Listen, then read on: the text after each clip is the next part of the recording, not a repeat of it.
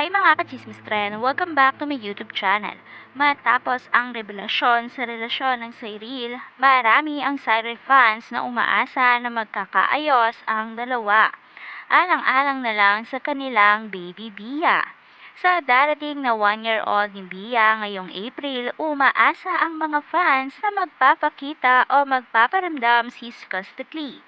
Dahil hindi naman lingid sa kaalaman natin na si Iskostakli ay tuluyan na ngang umalis sa bahay ni Zainab Harake. Makikita kasi na wala na ang mga gamit nito.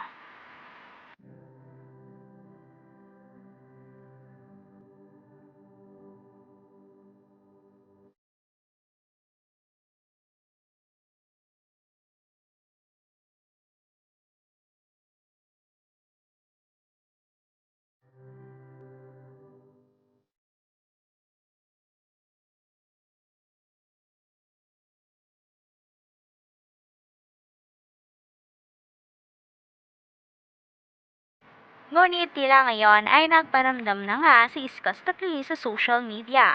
Matapos kasing pumutok ang issue na nakunan si Zainab sa kanilang pangalawang baby at ang pag-unfollow ni Zainab sa kanya sa social media ay pansamantalang nawala si Iskostakli. Kahit saang social media platform. Kahit madami ang mga negatibong komento sa kanya katulad na lamang ng cheater is always a cheater. Dahil niloko na naman daw niya si Zainab. Ang tanong ay handa na ba si Skostakli na linisin muli ang kanyang pangalan? Handa na ba siyang magsalita para sa tunay na dahilan at kung ano ang status ng kanilang relasyon ni Zainab? At kung ano ang punot dulo ng muli nilang paghihiwalay? Masaya naman ang fans sa muling pagbabalik ni Skostakli sa social media dahil umaasa ang mga ito na magsasalita na siya sa nangyari sa kanila ni Zainab Harake.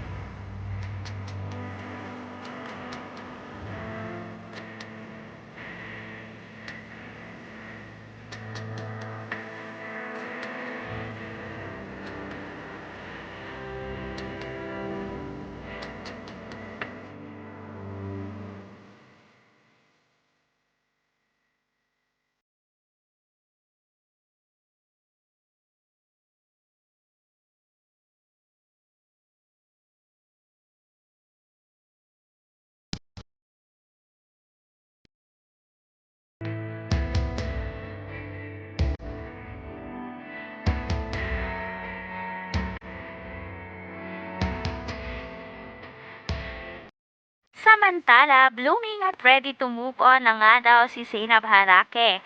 Tila palaban na nga muli si Mami Zainab.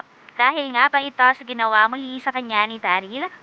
At umaasa ang mga fans na magbabalik vlog na nga si Zainab Harake matapos ang nangyari sa kanya. New look ngayon si Mami Zainab. Nag-post siya sa kanyang IG story na siya ay super blooming at wala nga daw siyang mapagsandan ng mga cute photos niya.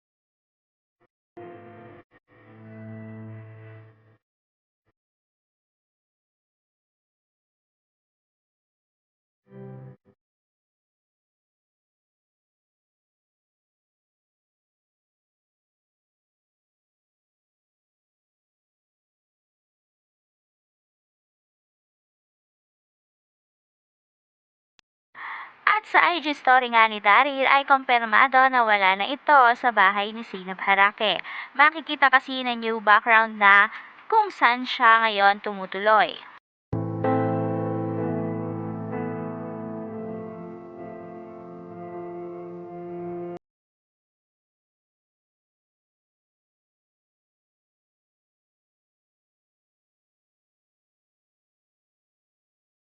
Kaya kung gusto mo pa na palaging updated sa Cyril, subscribe ka na sa aking YouTube channel at pindutin mo na rin ang notification bell para mas updated ka ka Chismis Friend. Thank you for watching!